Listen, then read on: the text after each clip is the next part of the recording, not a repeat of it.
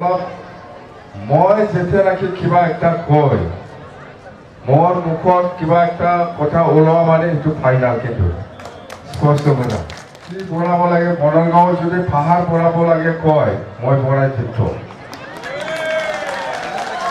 বনগাঁৱত পাহাৰ নাই পাহাৰ লাগে হাজিৰা বলিবা আপোনালোক হাজিৰা বলবা হাজবো পানে না হাজিৰা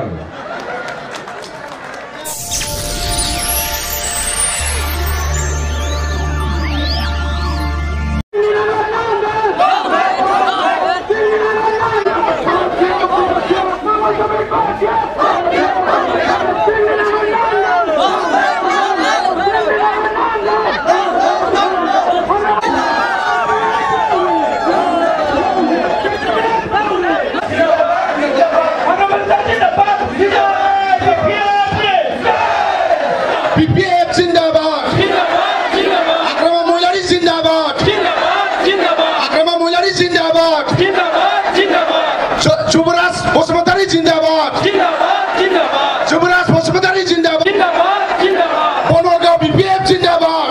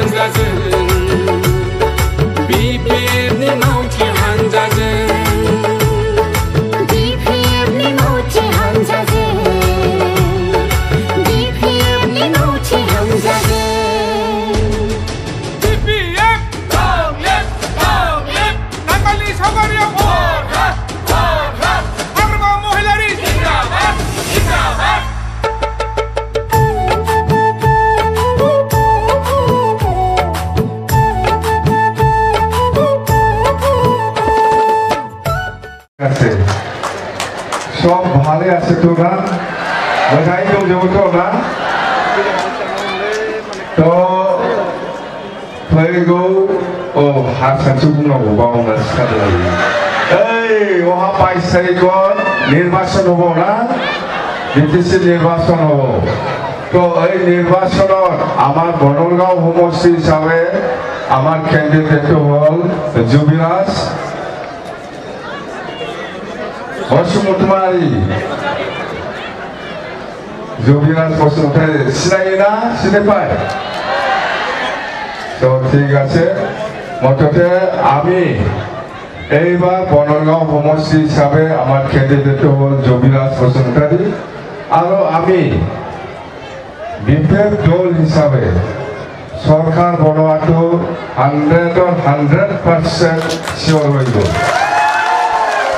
জিকিমে আমি বিপেপ দল হিসাবে জিকিম আর সরকারও আমার বিপেপ দলে করিব এটা মনত রাখিব ভুল নকরিব নাঙ্গল পাঠিয়ে সরকার বনোয়াটো 100% কথা এই আর আমি হয় সরকারকে বনাব বিপেপ দলে সরকার বনাব হয় সরকার বনোৱাৰ পিছত এই বিটিসি বাকি ৰাইজৰ কাৰণে সকলো জাতি জনগোষ্ঠীৰ কাৰণে আমি কি কাম কৰিব বিচাৰিছে যোৱাকালি আমি আমাৰ বিপেপ দলৰ ইস্তাহাৰত আমি জনাই দিছো ইস্তাহাৰত আমি প্ৰকাশ কৰিছো যে বড়ো হ'ব পাৰে মুছলিম হ'ব পাৰে আদিবাসী হ'ব পাৰে ৰাজবংশী হ'ব পাৰে বেংগলী হ'ব পাৰে নাথযোগী গাৰো ৰাভা যি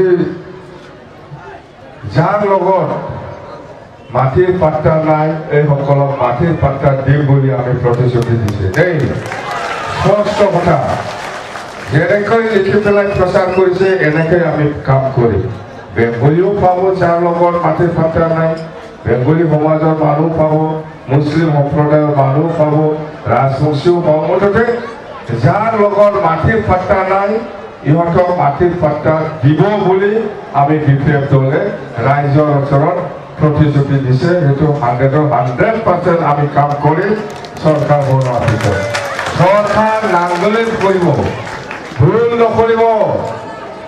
ভুল নকৰিব চৰকাৰ বিপেবে কৰিব কিন্তু একটা কথা মই কম আপোনালোকক দেই যদি ফেক্টৰে পইচা আনে যদি পদকফুলে পইচা আনে এই পইচাটো খাবি ভোট দিয়া সময়ত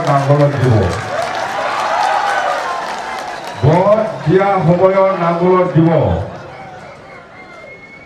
পইচাটো খাব লাগে নাঙ্গলৰ পইচা চৰি পদকফুলৰ পইচা হওক ফেক্টৰৰ পইচা হওক খাওয়াৰ পিছৰ মোৰ নাম লইব এই হাগ্ৰামাহে খাব দিছে এনেকুৱা কওঁ দেই কাকো ভয় নকৰিবি পইচাটো খা ফেক্টৰৰ খা পদকফুলৰ পইচা খা ভোট দিয়া সময়ত নাঙ্গলতে কৈছে ভুল নকৰিব আমি চৰকাৰ হোৱাৰ পিছত বনৰগাঁও সমষ্টিয়ে হওক দেৱৰগাঁৱে হওক বা দথমাই হওক বা বাংপুৰে হওক আমি জিকাটো 100% হৈ গ'ল কোকৰাঝাৰত 12টা সমষ্টিৰ 12টাই আমি জিকিব কোনো কম্প্ৰমাইজ নাই সকলো জাতি জনগোষ্ঠীয়ে কৈছে যে এইবাৰ বিপিএফ চৰকাৰ নবনাইলে বিপিএছটো ধ্বংস হ'ব বুলি সবে আফসোস কৰিছে যে এইবাৰ বিপিএফ চৰকাৰ আনিবই লাগিব নহলে আমাৰ ভৱিষ্যত শেষ সবে কয় ৰাজবংশীয় কয় বড়সকলেও কয় মুছলিমও কয় বেংগলীও কয় আদিবাসীসকলেও কৈছে গাঁৱৰ ৰাভাসকলেও সবে অনুভৱ কৰিছোঁ যে এইবাৰ বিপিএছটো যদি ৰক্ষা কৰিব লাগে বিপিএফ চৰকাৰ আনিবই লাগিব নহলে বিপিএছ ধ্বংস হ'বলৈ গৈ আছে সবে এই একটাই অপিনিয়ন দেই তো আমি গ্যারেন্টি হিসাবে গ্যারেন্টি মানে আমি কাম কৰিম তাৰমানে আপোনালোকে অলপ চাই ষ্টাডি কৰক বা অলপ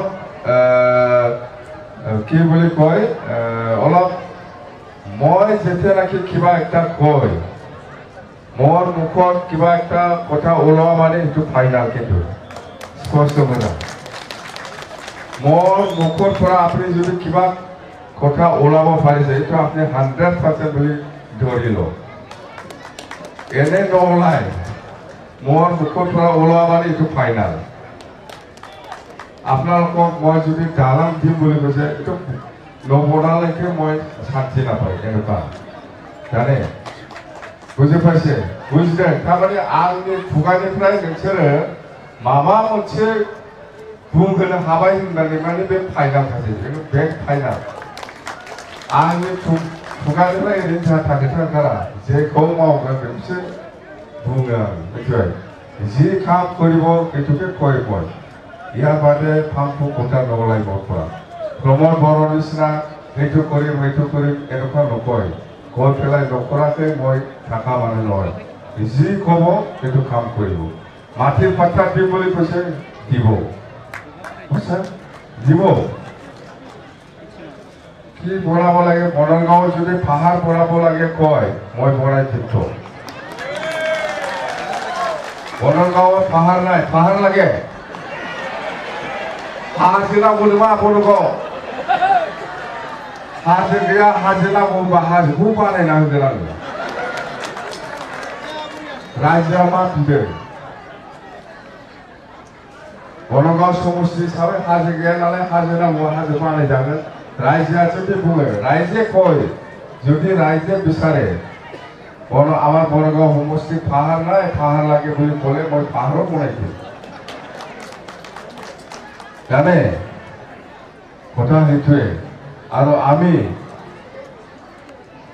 আমাৰ ইস্তাহাৰত লিখা আছে কোচ ৰাজবংশী আৰু আদিবাসীসকলৰ যিটো জনজাতিকৰণৰ যিটো সমস্যা ইয়াৰ সমস্যাৰ ক্ষেত্ৰত বিপিএফ দল হিচাপে সদায় সমৰ্থন আছে আৰু এইবাৰ নতুন চৰকাৰ অহাৰ পিছত আমি কোচ ৰাজবংশী আৰু আদিবাসীসকলক জনজাতিকৰণ কৰিব লাগে বুলি বিটিচি গভৰ্ণমেণ্টৰ পৰা লেটাৰ অফ ছাপোৰ্ট বা এনঅ'চিটো আমি আকৌ একবাৰ দিম হ'ব লাগে না নালাগে আদিবাসী আৰু ৰাজবংশীসকল লাগে আৰু আমি কি কৈছে মুছলিম সম্প্ৰদায় আৰু বেংগলী সম্প্ৰদায়ৰ মাজত বেছি ভোটাৰৰ কাৰণে বেছি সমস্যা হৈ আছে।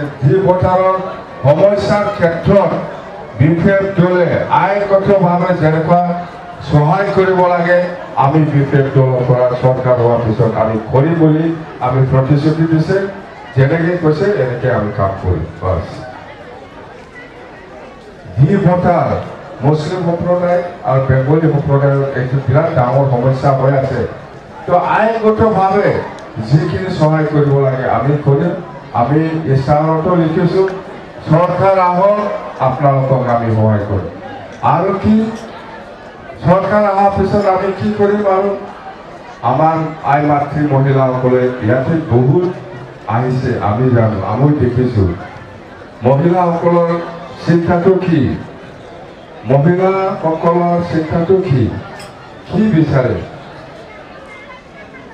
আই মাতৃ মহিলাসকলে কি কয়? মোক একো নালাগে, কিন্তু মোৰ ল'ৰা 2জন আছে, মোৰ বাচ্চা 2জন আছে, এই বাচ্চা 2জনক কিবা একটা সহায় কৰিলে হ'ল, বাছ, আৰু একো নালাগে। কয় না নকয়? নিজৰ কাৰণেতো কি লাগে? আৰু মোক একো নালাগে, মোৰ ল'ৰা 2জন আছে, ইহঁতক কিবা একটা চৰকাৰে সহায় কৰিলে হ'ল জীয়াই থাকিবৰ কাৰণে, সংস্থাপনৰ কাৰণে। যদিও চাকৰি নাপায় বিপিএফে আমাৰ ল'ৰা 2জনক কিবা একটা সহায় কৰক জীয়াই থাকিবৰ কাৰণে। এইটো আশা কৰি আমাৰ আই মাতৃসকলে আজি আমাৰ বিপিএফ দলক সহায় কৰিবলৈ আগবাঢ়ি আহিছে। সেইটোকে কৈছোঁ আমি, আপোনালোকে যেনেকৈ আমাক কষ্ট কৰি পেলাই সহায় কৰিবৰ কাৰণে আগবাঢ়ি আহিছে বা আগন্তুক 22 তাৰিখ ছেপ্টেম্বৰত আমাক ভোট দি পেলাই যেনেকৈ জিকাই পেলাই আমাক সহায় কৰিবলৈ আগবাঢ়িছে, আমিও আপোনালোকক 100% গেৰাণ্টি দিছে আমিও আপোনালোকক সহায় কৰিম বুলি। দেই আপোনালোকক আমিও সহায় কৰিম। আপোনালোকে যেনেকৈ আমাক সহায় কৰিব ওলাইছে আমিও সহায় কৰিম। কোনো ভুল নহ'ব। যেনেকৈ কৈছে এনেকৈ কাম কৰিব, যেনেকৈ প্ৰচাৰ কৰিছে এনেকৈ কাম কৰিব। ভ্ৰমণ বড় নহয় আমি, আমাৰ বিপিএফ দলে যেনেকৈ প্ৰতিশ্ৰুতি দি আছে এনেকৈ কাম কৰিছে। যোৱা 15 বছৰত বিপিএফ দলে এই বিটিচি অঞ্চলত যেনেকৈ কাম কৰিছে, যদি 15 বছৰত বিটিচি অঞ্চলত 100টা যদি ৰাস্তা বনাইছে, এই 5 বছৰত আমি 500টা ৰাস্তা বনাই পেলাই দেখাই দিম। ডাঙৰ কাম কৰি পেলাই দেখাই দিম। কোকৰাঝাৰত মেডিকেল কলেজ আছে, ওদালগুৰিত আমি মেডিকেল কলেজ বনাম। কোকৰাঝাৰত ছেক্ৰেটাৰিয়েট আছে, ওদালগুৰিত আমি মিনি ছেক্ৰেটাৰিয়েট বনাম। কি পইচাহে লাগে? পইচাহে লাগে। আমাৰ পকেটত পইচা নাযায়, চৰকাৰৰ পইচা যাব, আমি বনাই দিম। আমি কৈছোঁ মচলপুৰত বটলেণ্ড ইউনিভাৰ্চিটিত কেম্পাছ হ'ব লাগে, বনাই দিম।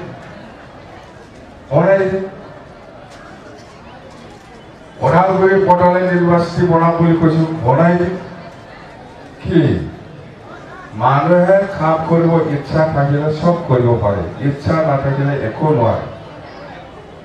ভ্ৰমণ বড় কি আৰু আপচি কি কৰি আছে? আজিৰ দিনত এই বনগাঁৱতো হৈছে বোধে।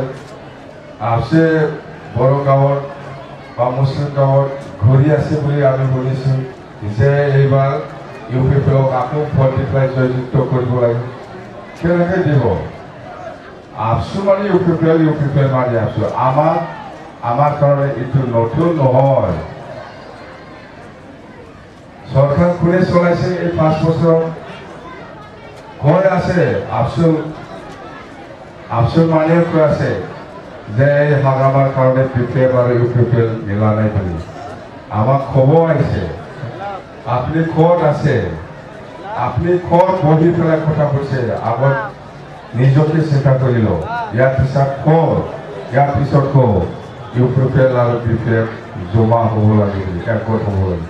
আপুনি ক'ত বহি পেলাই কথা কৈছে এইটো আগত ৰাজ্যক জনাই দিয়ক। চিধা কথা। 5 বছৰ আপচুৱে চৰকাৰ চলাইছে। কোন অসমীয়া মানুহে আপচু অফিচত যাই পেলাই স্কিপ পাইছে? কোনেও নাযায়। আপচু অফিচত কেনেকৈ স্কিম ল'ব যাব, কোন মুছলিম মানুহে আপচু অফিচত যাই পেলাই স্কিম ল'বলৈ যাব, কোন বেংগলী মানুহে আপচু অফিচত যাই পেলাই বেমাৰৰ কাৰণে পইচা খুজিব, কোন আদিবাসী মানুহে আপচু অফিচত যাই পেলাই দৰখাস্ত দিব। যদি যায় আমাৰ বড়ো মানুহ কোনোবা এজন দুজনে যাব পাৰে, কেনেকৈ যাব? আপচু অফিচৰ পৰাই চলাই আছে, আপচু অফিচৰ পৰাইতো পিটিচিটো চলাইছে।